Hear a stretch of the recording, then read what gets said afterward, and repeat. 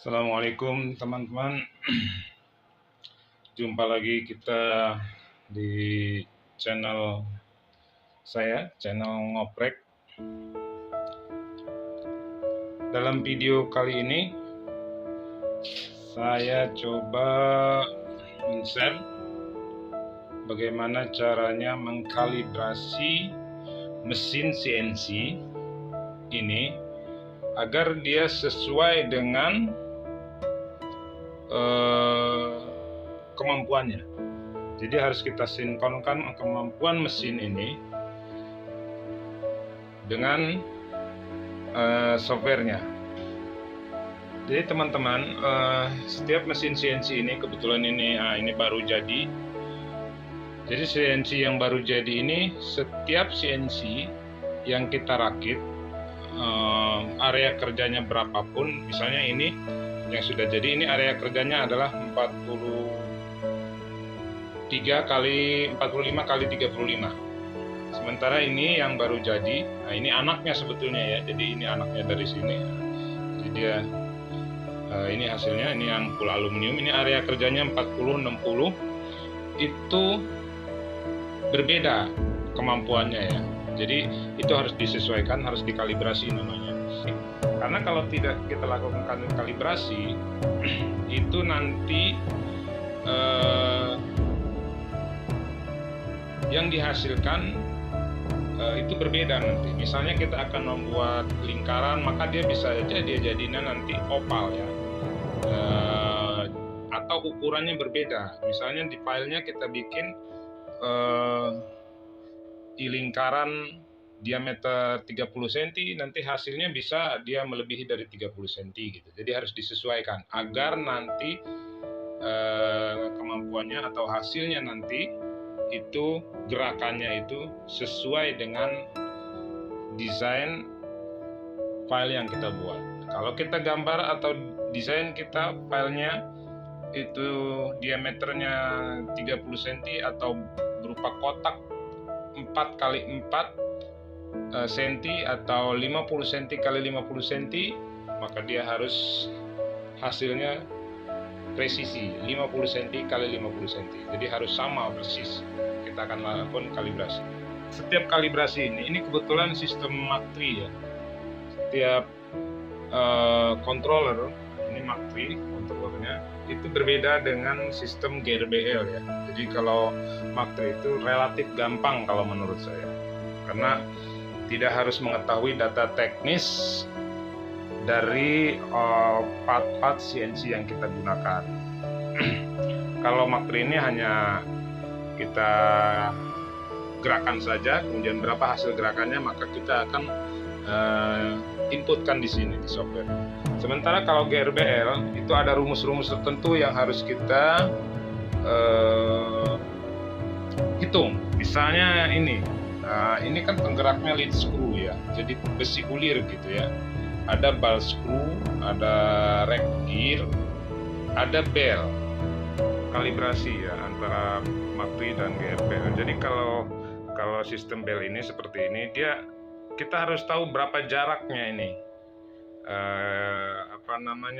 gigi-giginya ini ya, touchnya ini berapa ini ya jaraknya. Jadi harus kita tahu gitu, karena nanti itu yang menjadi kalkulasi perhitungan di dalam rumusnya. Kemudian lead screw, nah ini jarak, ini ada yang pendek ya. Ini kita harus tahu ini jarak leadnya atau jarak antar gigi jalurnya ini berapa. Itu biasanya setiap kita beli ada keterangannya ya. Jadi kalau teman-teman beli ini lead screw namanya, ini itu ada speknya gitu, ada keterangannya. Ini menggunakan yang berapa jalur gitu. Ini kita berbicara untuk GRBL dulu ya, kalibrasi untuk GRBL. Jadi kita harus tahu berapa jaraknya ini, ada berapa jalurnya gitu. Ada yang menggunakan 1 jalur, ada yang menggunakan 2 jalur, ada yang menggunakan 4 jalur. Jadi maksudnya itu seperti jalur kereta gitu ya. Jadi kalau ini kalau kita putar dia 2 jalur ini 1 putaran gitu. Jadi kalau ada 4 satu kali putaran dia bergerak 4 gitu, 4 jalur, karena dia ada 4 jalur ya, 4 start istilahnya. Nah, jarak satu putarannya itu juga ada gitu. Misalnya di speknya itu kalau kita beli ada 2 lead. 2 lead itu berarti satu jalur ya. Kalau 4 lead, nah itu 2 jalur dia ya. Kalau 8 lead berarti 4 jalur dia. Ini kita harus tahu ya. Nanti hitung-hitungannya ada rumus-rumusnya. Nah, sementara ini saya akan untuk yang Mark III ya. Nah, ini Mark III, kontrolnya dia berbeda. Jadi pertama kita mulai ya. Maupun baik CNC yang menggunakan bel seperti ini ya penggeraknya, atau lead screw seperti ini, atau rack gear atau ball screw, itu sama ya, secara kalibrasinya gitu. Jadi kita posisikan di tengah, kemudian juga Y-nya di tengah, gitu ya, tengah. Kemudian kita akan beri tanda dia, beri tanda ya di sininya, agar nanti bisa kita ukur gerakannya ya. Kita kasih tanda. Kemudian juga di sininya kita kasih tanda lagi ya, karena kita nggak tahu nanti geraknya ke belakang apa ke depan gitu. Ya, kasih tanda juga ke sini. Kemudian nanti di X-nya kita juga kasih tanda. Kemudian di Y-nya juga kita kasih tanda, bagian bawah juga kita kasih tanda. Kemudian ini Mark III setelah kita koneksi, jangan lupa kita zerokan ya, zerokan. Kemudian setelah kita zerokan, kita buka di sini config, bukan di sini ya, di setting ALT6. Kemudian kita klik set step per unit. Nah, di sini ya. Kita akan cek yang mana dulu nih. Yang X misalnya bisa, yang Y juga bisa, kemudian yang Z ya. Coba kita lihat yang X.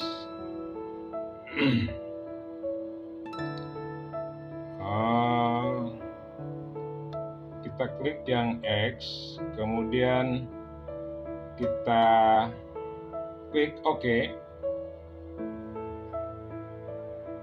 Nah, kita isikan di sini angkanya berapa. Jangan terlalu tinggi-tinggi ya. Misalnya katakanlah 30 mili. Nah, itu ya 30 mili ya, kita isikan, kemudian kita tekan OK.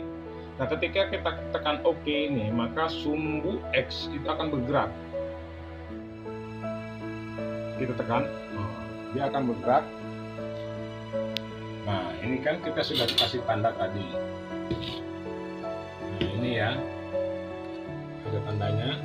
Kita akan ukur gerakannya berapa. Nah, itu kan tertera di situ 30. 3 cm ya, 30 mili atau 3 cm ya. Berarti ini akurat. Nanti hasilnya, misalnya kan kita input tadi di situ 30. Kalau di sini ternyata gerakannya cuman realnya ada 2 cm atau 20 mili ya. Atau justru misalnya gerakannya ada 50 atau 70, maka kita harus isikan real gerakan ini, sumbu X ini, itu kita input di sini. Paham ya? Jadi kita inputkan di sini. Karena ini sudah dikalibrasi, jadi dia sudah akurat ya. Nah, nanti kita input di sini, misalnya tadi kan 30. Nah, kita 30 input, kemudian kita tekan OK. Nah, begitu juga yang berikutnya, Y. Kita klik di sini, kemudian pilih Y, kemudian tekan OK. Kita isikan misalnya 25 mili, kita tekan map, kita tekan, maka dia akan gerak. Berapa reel gerakannya? Misalnya kita input tadi 25, kalau di sini bergerak 30 atau 40 atau 70, berarti itulah gerakan reelnya. Ini kan 25 ya, tadi kita sudah, nah ini kan gerakannya 25 ya, berarti ini real, real dan akurat, artinya memang ini sudah dikalibrasi ya. Tapi kalau memang belum, dia akan bergerak sesuai kemampuan mesin. Kalau di sini ya real gerakannya itu 50, maka kita harus input di sini 50. Karena 25 ya kita harus input di sini 25 ya, karena ini kan sudah dikalibrasi, jadi dia memang akan bergerak sesuai kemampuan mesin.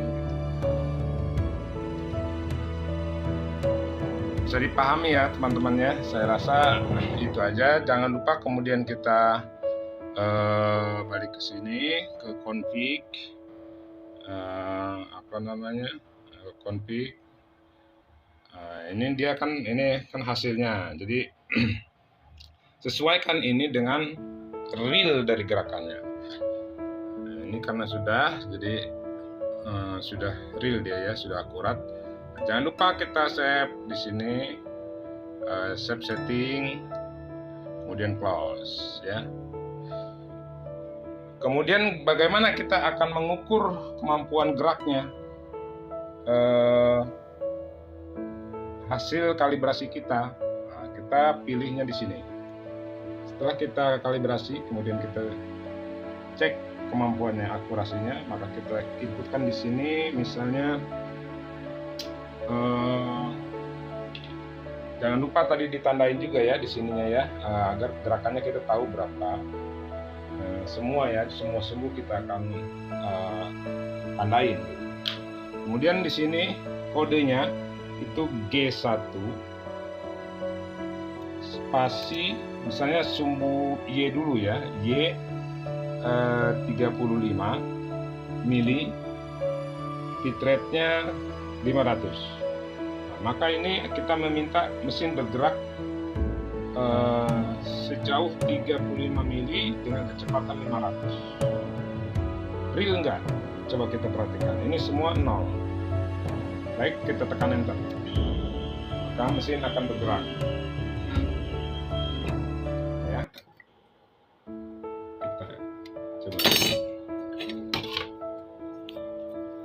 Coba kita ukur ya. Dia